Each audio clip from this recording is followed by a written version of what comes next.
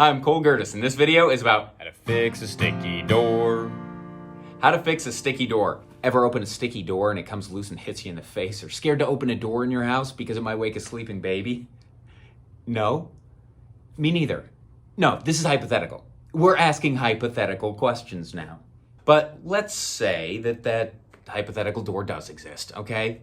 Just for the sake of argument, there's a couple reasons why it may happen. You may have loose hinges, or the door may have expanded due to humidity, or you could have a house that's settled, or too many coats of paint. If you live in a newer house, odds are you have the first issue, which is loose hinges. You can test that by grabbing the door and moving it side to side, checking to see if the hinges move, and making sure that hinge pin is fully inserted. If your hinges move, odds are the hole where your screw is stripped, and you'll have to fill that with wood filler to give the screw something to grab onto. If your hinge pin is extending out, just give that a solid tap with a hammer and it should slide right back into place. If the hinge is solid, the next step is finding where the door is rubbing against the frame. You can usually see that by worn paint lines on the door. If it isn't catching too badly and there aren't a lot of coats of paint, you can fix this problem by just sanding down that area.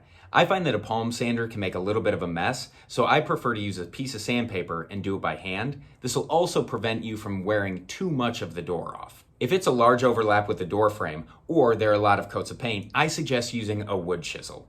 If it's a large overlap, it'll save you a lot of time and effort, and if there are a lot of coats of paint, it's possible that one of them could be lead-based, so you don't want to sand those down and let those particles into the air. When using a wood chisel, it can be pretty easy to take out too large of a chunk of wood. I mean, raise your hand if that's ever happened to you, right?